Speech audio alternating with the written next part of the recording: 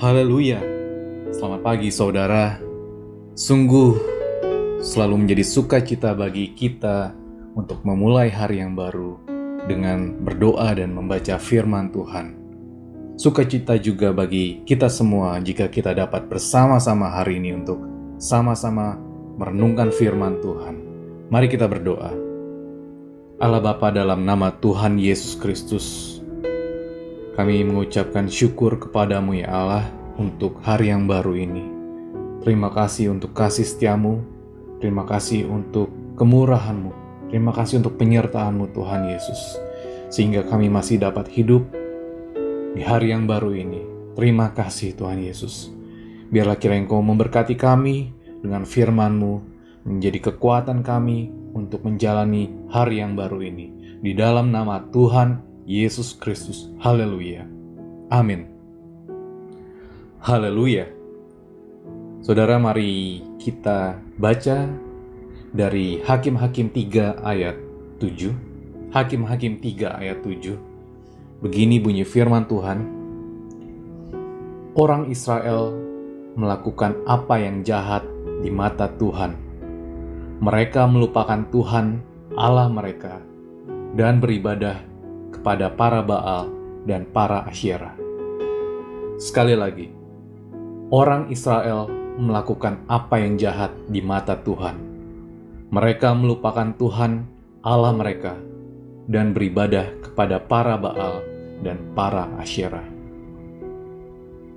Saudara, di dalam Perjanjian Lama, kita sering kali menemukan kisah bagaimana bangsa Israel, suatu bangsa yang disebut sebagai bangsa yang tegar tengkuk,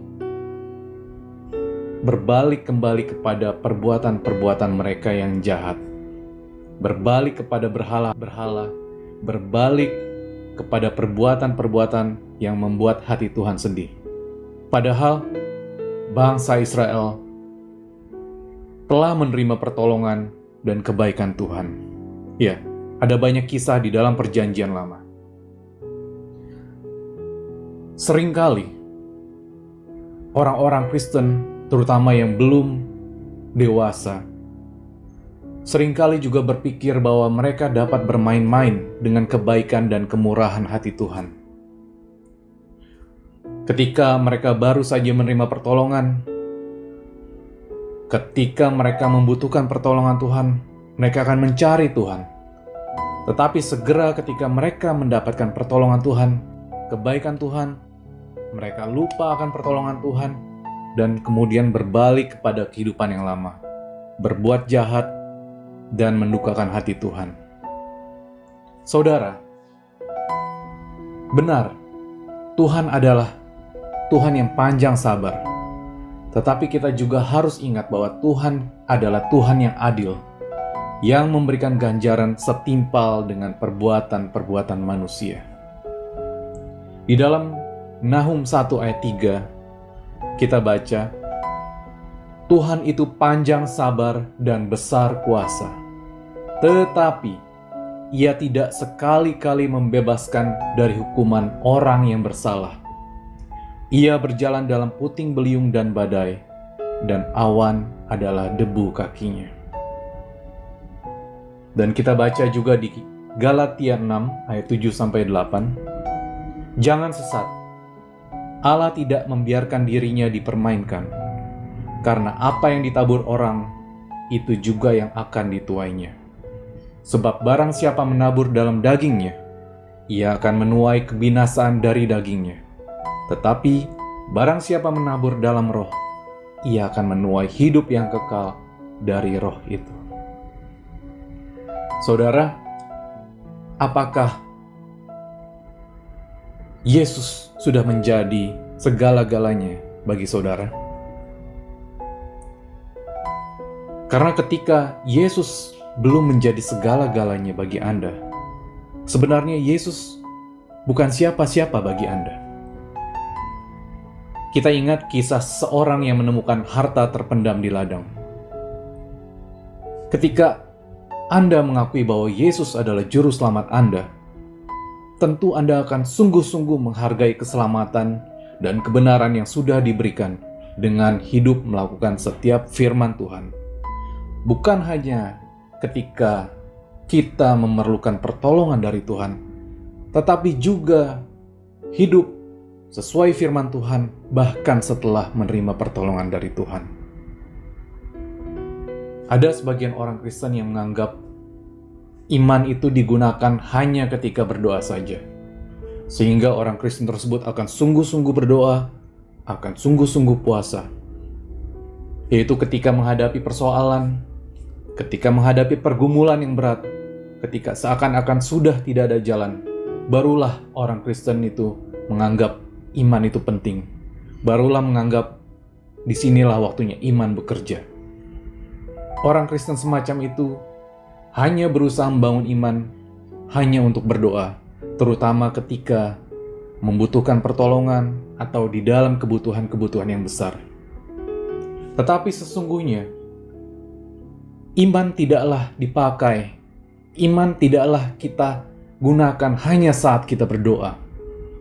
Justru ketika kita percaya bahwa iman kita berkuasa melakukan segala perkara, maka iman yang sama pula harus kita gunakan dengan menjalani hidup sesuai dengan firman Tuhan. Itu adalah iman yang tidak dapat dipisahkan.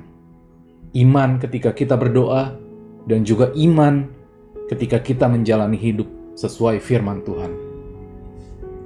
Ketika Anda mengharapkan pertolongan, ketika Anda mengharapkan suatu terobosan terjadi di dalam hidup Anda, di dalam hidup keluarga Anda harus memiliki iman tidak hanya saat Anda berdoa, tidak hanya saat Anda berpuasa, tetapi Anda juga harus memiliki iman yang sama dengan hidup sesuai dengan firman Tuhan. Dapatkah seseorang yang masih saja hidup dalam percabulan meminta Tuhan memberikan pertolongan ketika dia sudah berdoa dan berpuasa, tetapi sesungguhnya tidak sungguh-sungguh hidup dalam pertobatan? Atau dapatkah seseorang yang masih saja hidup dalam kebencian atau kesombongan meminta Tuhan memberikan pertolongan ketika dia sudah berdoa dan berpuasa, tetapi sesungguhnya tidak sungguh-sungguh hidup dalam pertobatan? Di dalam 1 Petrus 3 ayat 12, kita temukan firman Tuhan berkata demikian, "Sebab mata Tuhan tertuju kepada orang-orang benar, dan telinganya kepada permohonan mereka yang minta tolong. Tetapi wajah Tuhan menentang orang-orang yang berbuat jahat." Amin. Saudara, kita diingatkan pagi ini,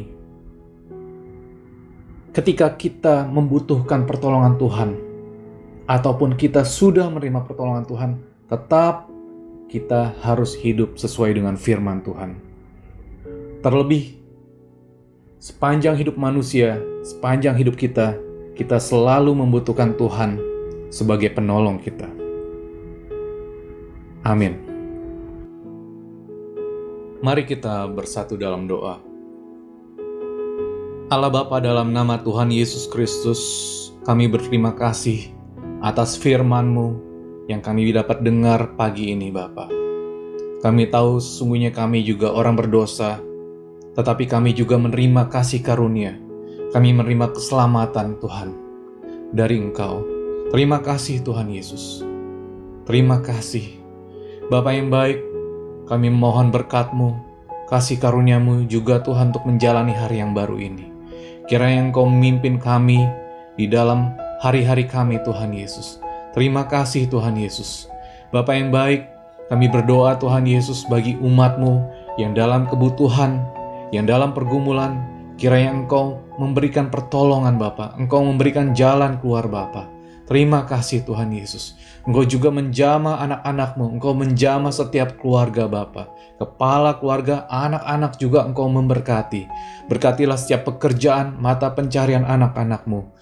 Anak-anak-Mu yang juga mencari pekerjaan, Engkau memberkati. Berikanlah pekerjaan yang terbaik yang dari Engkau Bapa. Terima kasih Tuhan Yesus. Terima kasih ya Roh Kudus. Ajarlah kami Tuhan Yesus untuk semakin hari semakin hidup sesuai dengan firman-Mu. Kiranya Engkau menanamkan Tuhan hati yang takut akan Tuhan kepada anak-anak-Mu, kepada jemaat-jemaat-Mu ya Bapa. Terima kasih Tuhan Yesus, terima kasih ya Roh Kudus. Kiranya Engkau melindungi Tuhan Yesus, anak-anak-Mu Tuhan Yesus. Jauhkan dari mara bahaya. Terima kasih ya Bapa, kami mau awali hari yang baru ini dalam nama Tuhan Yesus Kristus. Haleluya. Amin. Saudara, kita sudah membaca firman Tuhan, kita sudah berdoa. Jangan lupa bahwa Allah kita adalah Allah yang panjang sabar, tetapi Allah yang adil, yang memberikan ganjaran kepada setiap perbuatan manusia. Jalani hari ini dengan penuh semangat, Tuhan Yesus memberkati. Haleluya.